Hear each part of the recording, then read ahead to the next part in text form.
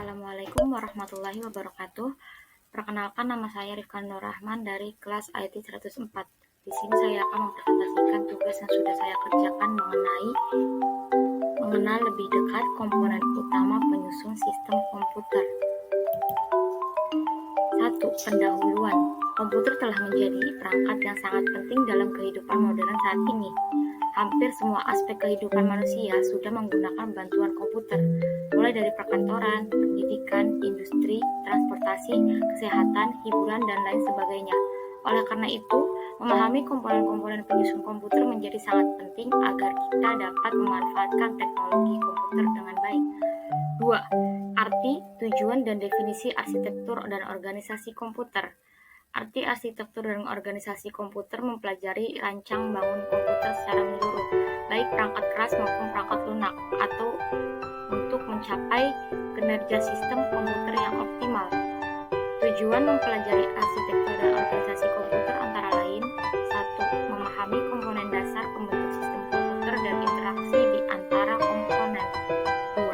Mengetahui cara kerja internal dan proses yang terjadi pada sistem komputer. 3. Menerapkan prinsip desain yang tepat agar sistem komputer bekerja efisien. Definisi arsitektur komputer. Arsitektur komputer mendefinisikan struktur dan perilaku dari sistem perangkat keras dan perangkat lunak komputer. 3. Konsep fungsi dan struktur utama komputer.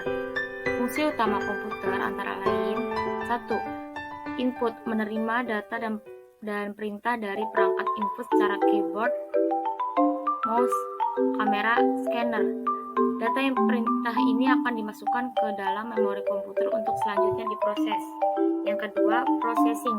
Unit pemrosesan pusat, CPU, akan mengambil data dan perintah dari memori kemudian menafsirkan dan mengolahnya.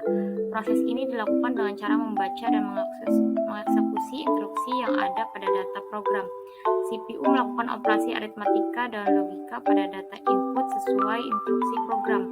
3. Output hasil olahan CPU akan dikirim ke perangkat output untuk disajikan ke user. Perangkat output seperti monitor, printer, speaker akan menghasilkan informasi dalam bentuk teks, gambar, ataupun suara.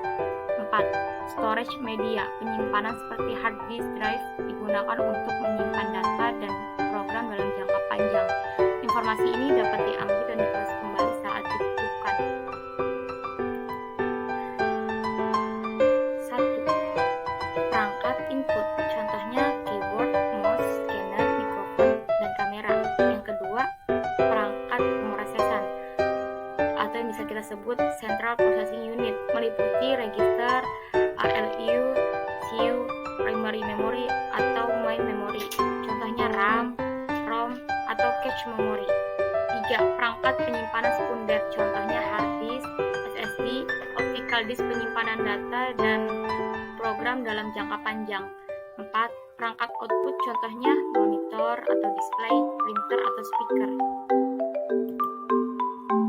4. Definisi bus dalam konteks komputer. Bus merupakan serangkaian saluran komunikasi atau transmisi communication pathways yang menghubungkan semua perangkat keras pada sistem komputer sehingga dapat saling bertukar data dan sinyal kontrol. Bus berfungsi sebagai jalan bagi data untuk berpindah dari suatu komponen ke komponen lainnya di dalam sistem komputer. Bus ini juga digunakan untuk menghubungkan dan memungkinkan komunikasi antara CPU dengan memori, CPU dengan perangkat input dan output, CPU dengan media penyimpanan eksternal. Beberapa karakteristik utama sebuah bus adalah lebar bus, bit width, menentukan jumlah bit yang dapat ditransmisikan secara paralel, kecepatan bus, kecepatan transfer data dalam satu satuan megahertz atau gigahertz, jenis transmisi sinkronus atau asynchronous. 5. Konsep dan definisi memori komputer. Konsep dan definisi komputer. Memori komputer adalah komponen penting dalam sistem komputer yang berfungsi untuk menyimpan data dan instruksi mesin agar dapat diakses oleh perangkat pemroses mikro seperti CPU dengan sangat cepat. Secara fisik, memori komputer terdiri dari sirkuit elektronik dan chip yang mampu menyimpan informasi dalam bentuk bit.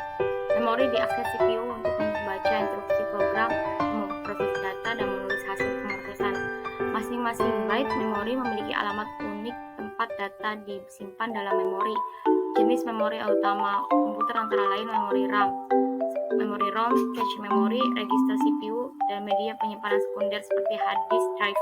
Kapasitas dan kecepatan akses memori sangat penting dalam menentukan kinerja sistem komputer. 6. Cache memori, pentingnya dan fungsinya. Cache memori adalah jenis memori komputer super cepat dan kecil yang digunakan untuk menyimpan sejumlah data dan instruksi program paling sering diakses oleh unit pengeresan pusat, CPU. Keberadaan cache memori sangat penting karena dapat meningkatkan kinerja kecepatan sistem komputer secara signifikan. Beberapa fungsi utama dari cache memori adalah 1. Menyimpan salinan instruksi program dan data yang paling sering digunakan agar bisa diakses CPU secara langsung tanpa harus mengambil dari program dari RAM yang lebih lambat. 2. Mempercepat proses eksekusi program dan operasi input atau output dengan menyediakan akses memori yang sangat cepat ke CPU. 3. Menjembatani perbedaan kecepatan antara CPU dengan RAM sehingga CPU dapat bekerja pada kemampuan optimalnya. 4. Mengurangi lalu lintas dan bottleneck pada bus memori utama dari RAM ke CPU. Kesimpulannya adalah sistem komputer modern secara umum tersusun atas 4 komponen utama, yaitu perangkat masukan, perangkat pengeresan pusat, perangkat penyimpanan, dan perangkat keluaran yang saling terhubung dan bekerja sama untuk menangkap, memproses, menyimpan, dan menampilkan kembali informasi dalam bentuk digital. Perangkat masukan berfungsi untuk memasukkan data dan instruksi ke dalam sistem komputer. Dengan contoh, perangkat masukan adalah keyboard, mouse, kamera, dan mikrofon. Kemudian untuk memproses data komputer dilengkapi perangkat pemrosesan pusat, CPU, yang berperan sebagai otak dari sistem komputer dengan terdiri atas unit kontrol dan aritmatika logika dan register sebagai komponennya. Baik, itu saja yang bisa saya sampaikan. Mohon maaf bila ada kesalahan kata. Terima kasih. Wassalamualaikum warahmatullahi wabarakatuh.